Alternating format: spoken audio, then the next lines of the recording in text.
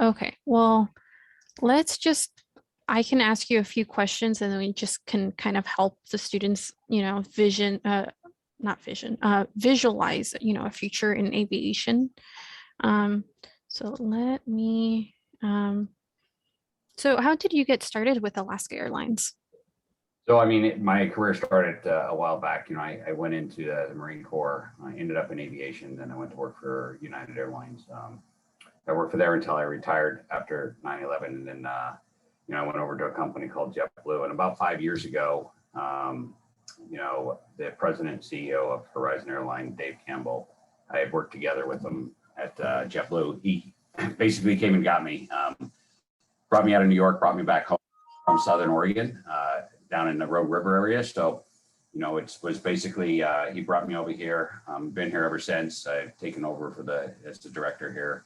And yeah, it's been nothing but great things here at the Air Group since I started. Did you always knew that you wanted to pursue a career in aviation? I did not, to tell you the truth. I did not know what I wanted to do coming out of high school. It took me a while to figure it out, but once I got into aviation, I did try to get out for a little while. The love of aviation, being around airplanes, I can't get away from it. I like it that much. So no, I did not know at a young age, but I did slowly get into it and I love it. And what would you say would be the most like rewarding aspects and the least rewarding aspects of your career? So the most rewarding things are, when you go out there and work on an airplane, kind of think of yourself as an airplane doctor. When you go out there and work on an airplane and you complete the work after working all night long and you see that airplane take off in the morning, it's just extremely rewarding to know that you're a part of that. And then as you're going around and you see other airplanes flying around and knowing that you took part in making sure that that airplane was safe to fly, and it's very rewarding. It's a very small industry. So you get to know a lot of people. It's like your second family. But the downside is, let's face it, it is an airline. We work, 365 days a year. So the one thing that you have to get used to, in the beginning of my career, I worked a lot of overnights. And that's the biggest thing that, it is to get used to. After a while, though, it's second nature. So, but that was the hardest part. Students, if you guys want to unmute your mic or type anything in the chat, feel free. Otherwise, I'll just, keep asking some questions. So what about education requirements? Was there any like licenses or like degrees that you had to get? Yeah, so in order to become an aircraft technician, you have to have what's called an FAA airframe and power plant certificate in order to be able to work on commercial aircraft. 121 aircraft is what's all commercial aircraft are covered under. Anybody that flies, revenue customers, you have to be certified in order to work on those aircraft. So depending on the location, generally it's a 2-year course that you have to go through. It's usually from 7 in the morning till 12:30 in the afternoon, 5 days a week. And then after 2 years, you get your certification and you can work on aircraft. So is there any schools like specifically that, that you can think of that offer that? Yeah, so here in the Pacific Northwest, we have a number of schools.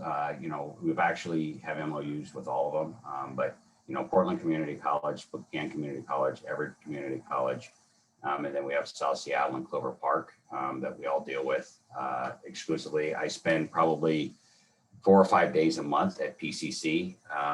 Just before this call, I had students in here from PCC, trying to mentor them and steer them in the right direction and help them out when they need help to get through some of their courses. But basically, we actually have incentives and programs at those schools. If a person, chooses to go that direction, we give up to $12,300 to students to go into those schools and then come out to work with us. Would you like, is there any like high school courses that you think would be like welding? Would that be a good thing to have? Yeah, without a doubt, because even during your A&P certification classes, that welding is a requirement. It'll just make that class go all that much quicker. But anything that's mechanically related and or math related, you have to have general math skills in order to do a lot of radiuses and bends with sheet metal, but for the most part, anything that's mechanically related or shop related, where you work with your hands, will help you out when it comes to being a mechanic. Um, and so I was just kind of curious about this. Is there any like travel opportunities? Like you hear about a pilot, they're able to fly around. Would it be easy for like someone in your career to like decide, oh, I want to move to Alaska or I want to move to like Minnesota? Yeah, so that is a benefit. So remember, I told you 5 years ago I came across here. So I'll tell you, I've had a great career. San Francisco, Charleston, South Carolina, New York, Boston, Long Beach. Obviously up here. But with on top of all that, I have a number of different stations that I'm in charge of, that I go to a lot. And even as a mechanic, you can travel around and fix airplanes at all these different stations. And when an airplane breaks, we have to send mechanics to go. But as working for an airline as a mechanic or any other employee of the airline, obviously comes travel benefits. So, you can travel wherever the airline flies, basically for free. Not only you, but your family, your loved ones, et cetera. That is one of the major benefits for working for an airline. But, there's all kinds of opportunities. If you get your license, if you don't want to be in the Pacific Northwest, you want to go to Alaska and work, or you want to go down to Southern California and work, the opportunities are always there.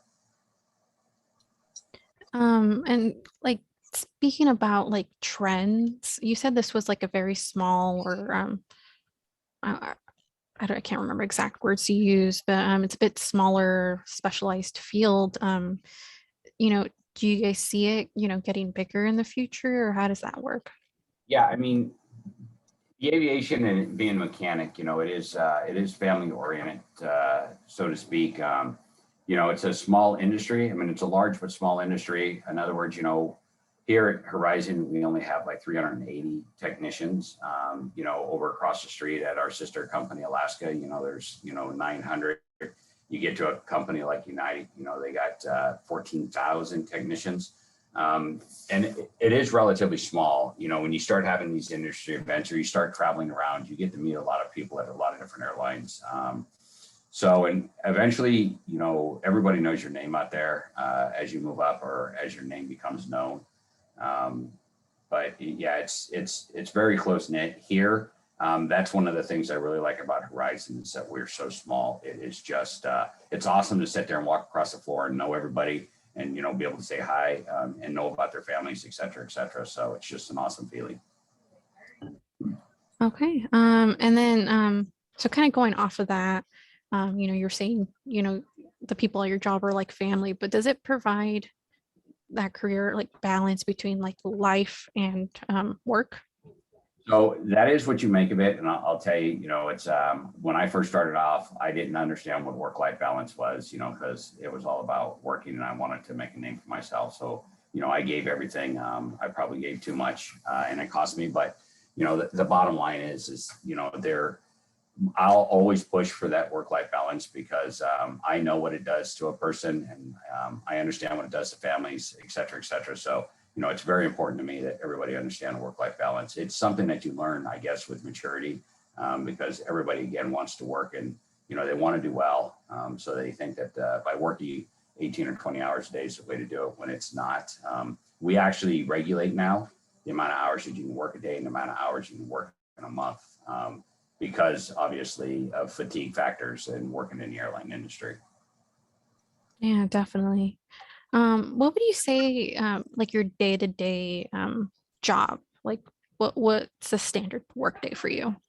So as far as the technician goes, the day to day is generally speaking, whatever shift they work, they're going to come in and they're going to get a shift briefing at the start of the shift. And generally what happens is they go over things like they'll start off every meeting with safety. They go over some sort of safety briefing for the day.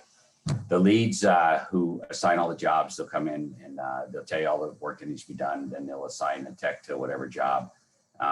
Most techs will go out and do whatever job it is. If it's a new tech, they're assigned with a more senior tech until they have the experience to be able to go out and do it themselves. But then they go out and do their job. They come back in, they get all the paperwork done, and then they launch the aircraft. And then once that happens, they go help somebody else. Or if it's at the end of the night, they just start cleaning up and get ready to go home. But it's pretty much it's pretty busy most of the time. There's not too much downtime. 90% of all work is done on the overnights for all of maintenance. And it's not just us, it's all airlines.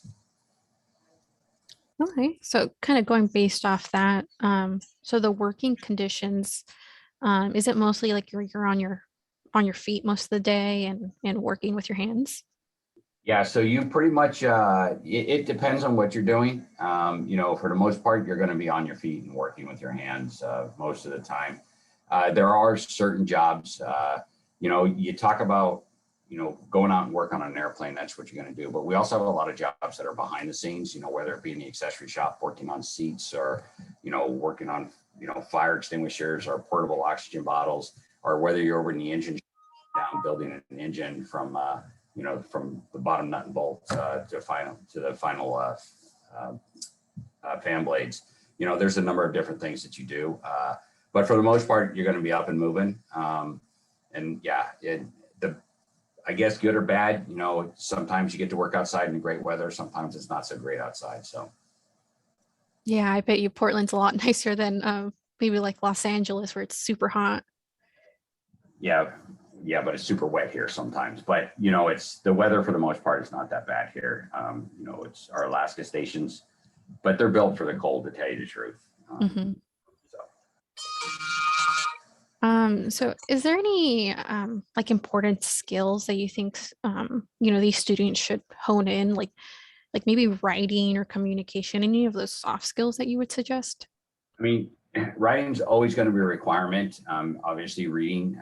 There are a lot of different manuals that you're going to have to read, and basically anything that you do on an airplane or anything you have to do airplane related is going to have to be by a manual. You're going to go through a manual, you got to read it, you got to understand it. And then obviously you got to be able to communicate it because, when you're working with team members, you got to know what each other's doing to make sure that the job gets done and it's done, completed and right. So, I would say communications and then making sure you know how to read and write. Everybody knows how to read and write, but that extra detail in being able to understand complex writing and complex assignments. Mhm. So do you guys normally like work on it as a team or is it more individual based work? So it can be either or. Some things as simple as going out and checking tires only requires one person. When you're doing like a overnight heavy check or an A check, as we call them, it takes 5, 6 to 7 technicians at a time. Each one has to know what each other's doing. Obviously, the one that's working the inside can't go and throw on hydraulics. If you have somebody out working on the flight controls, flight controls start to move and somebody's working up there. I don't have to tell you what can happen. So you always have to make sure that you can work as a team. Not all jobs are team related, but most of them are. Mhm. Okay. And so one of the fun questions, how much does an entry level technician make? So, that varies across the industry and from locations, but entry level, you're probably talking anywhere from 26 to, 28 to $30 an hour. There's also different incentives that you get. If you become a lead, you get an extra $3 an hour. If you're an inspector, you get an extra $3 an hour. If you work nights, you get extra money. If you're a trainer, you get extra money. If you get once you have your license, and which you have to have a license to work here, that's an extra $2.50. So it starts to add up over time. Do you have to take extra education requirements to like specialize like inspector or lead? You don't. Basically, it's all internal. If you get selected, there's a number of tests and interviews that you do to get those jobs. If you get it, then we put you through all the training. And there is training, but it's all internal. It's not like you have to pay for it externally. Mhm.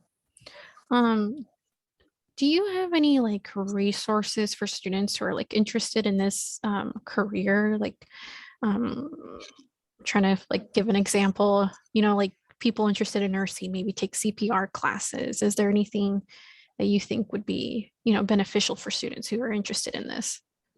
No, I just think the biggest thing is to make sure that they like to work with their hands, but any of the, like I said, shop or any of those type of classes, welding classes or anything like that, it's going to give you a benefit of getting into into programs, but it's all a matter of getting into the A&P programs is what you have to get into. They do have some avionics courses out there that you can take, or like basic electrical courses that are not affiliated with A&P that you can take at some schools. Those are always going to help, and they'll move you forward a lot quicker. Mhm. Um, so is there any other like careers that are similar that you think would probably, might not be directly related to what you do, but you think would be, similar?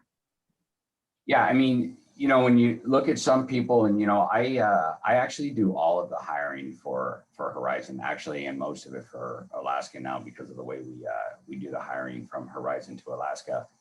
And a lot of folks that come across are coming across from like the EMTAs, or the mass transits of different cities. It's something that they've worked with their hands all this time, diesel mechanics or whatever it may be, and then they just go across. They take the course and then they come across. And there's a lot of military folks that come across too. But it's I would say a lot of it is a lot of people want to just change their careers. If it's the more senior folks that are coming across, the more mature folks, they want a career change. They don't want to be sitting, in a cubicle or behind a desk like I do all the time. They want to get out there and they want to work with their hands. So, but yeah, that's basically it. So kind of going back to, your career pathway. So is there anything, like looking back now that you wish you knew or that you wish you did differently? I can't say that, I would have done anything differently. I think everything I've done has a purpose. Everything was a building step for me to get where I am today. I never expected to be the director of maintenance at any time during my career. I'll be honest with you. When it happened, I love it, to be honest with you. I think one of the biggest things that I've learned is to always go into things with an open mind. I did not know I was going to be working in aviation, but it's a career that I'm very proud of, and it is a career, right? Being a mechanic, an A&P mechanic is a career. It's not like, we have a lot of folks that we call seasonal workers that work on the line or work on the ramp, that move a lot of stuff around for us. But, because they're in school at the same time, they're using it as a stepping stone to get to a different position within the airline or outside the airline. But a mechanic it's actually a career, and it's a good spot to start. I started off that way, and, it's just, everywhere is up. Yeah. So looks like the students aren't super chatty today. Um, but let me see like what other I guess Um, or go ahead, Goldie. what is the day-to-day job of a maintenance technician? Yeah, that was earlier. I was saying, basically, they come in, they get their job assignments, and they go out and work. In some cases though, we'll have a broken airplane, say in Sacramento or in Lake Tahoe. And somebody's going to have to grab their tools and they're going to run to the airport. They're going to jump on an airplane and go down and, work on the airplane remotely or up to Alaska. I mean, and we also, the other thing is that, once you become an A&P technician and you get that license, it's only a license to learn, because, we go through a tremendous amount of training. A technician, just because you can go out and work on an airplane, then you have to be trained on how to run an airplane, or you have to be trained on how to taxi an airplane, because we don't use pilots for that, right? That's all technicians that go out there and do those taxis and runs on aircraft. So it's actually kind of cool and kind of neat, if you ask me. Does the maintenance tech also does kind of like the computer thing of the airplane? Yeah, so you've got two different types of aircraft that we currently have. We have mostly a mechanical airplane, a Q400, then we have the E-175, which is actually the most advanced aircraft in the entire Alaska Airline fleet. It's a fly-by-wire aircraft, so to speak. So we have a lot of our techies, so to speak. That airplane is nothing more than probably, I'd say, 80 to 90 circuit boards that go into computer racks, just like a motherboard on a computer, that operate the entire aircraft. The flight controls, the landing gear, everything is operated with computers. You know, every time you change something, you got to upload to the aircraft. You have to cross load from the other cards. So it's very, very tech. It's a very, very technical type of job that you have to do on a newer generation aircraft. As compared to when I came up, you know, everything was mechanical. You know, you had cables, you had pulleys, and you basically did everything by hand. Now it's all computer generated on the newer type of aircraft. Do you miss going back to like all the hands-on compared to what you work right now? I do. There's a lot of times when I wish I can go out there and I can, you know, turn wrenches. I can't do it anymore. But, you know, I do miss it. That's the one, I would say, one downfall of being in the position I'm in right now. You know, I can't do that legally. But, you know, it's something that I do miss. And yeah. Do you have any like funny stories about maybe you fixing an airplane and then, you know, someone's like, they're like, oh, this is broken. They're like, you just didn't turn it on, kind of thing. Any funny stories you can think of? You know, some of the things about the newer type of aircraft, you know, it's like you'll go out there and we get these things that they'll be called flight control mode dispatches, so to speak. If you think about your computer, when you go to power it up and you get a syntax error, you get an error that it won't load, you know, you get a green screen or whatever. So when you run out and you tell the pilot, hey, we're just going to do a reboot, and they'll look at you like, what? What, are you serious? And all we're going to do is we're going to power the aircraft down. We're going to power it back up and the messages will clear and the airplane will be good to go. It's just like a computer. I kid you not. That's how those airplanes are. But a lot of people, you know, when you run onto an airplane and that's what you do, they just look at you like, what are you doing?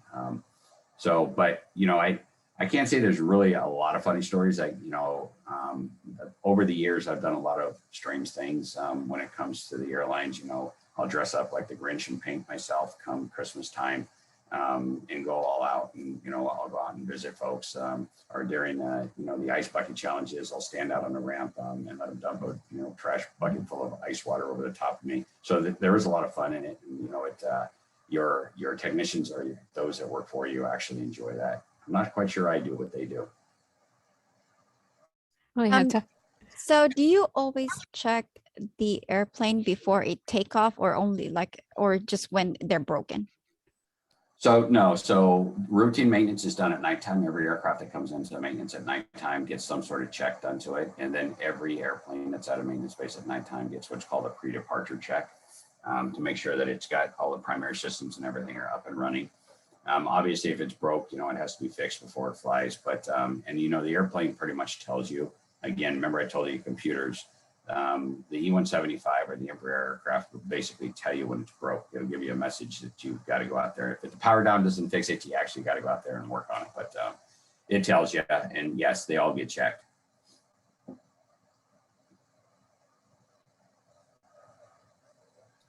Okay. Well, I guess one last question.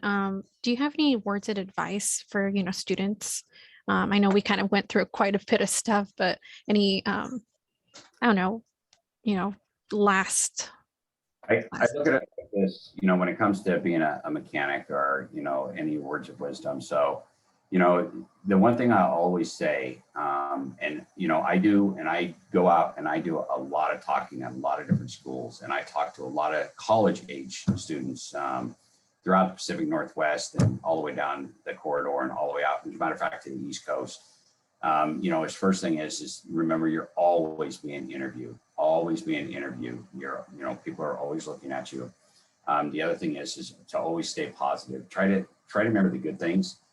You know, I can do 1,000 good things and I do one bad thing and people always want to zero in on that. I'm just the opposite. I look at the good things people do. You know, if something bad happens, we try to work through it. And, you know, but I'm not going to dwell on it. I want to go to the good things. So it's always keeping positive, having that positive attitude. And remember, you can do anything you want if you set your mind to it. I mean, I didn't know I was going to be an aviation technician, but I can tell you once I got into the field, it became so natural to me. That's all I do. Again, it took over my life for a short period of time.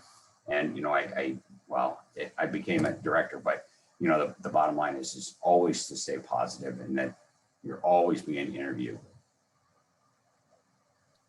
Yeah.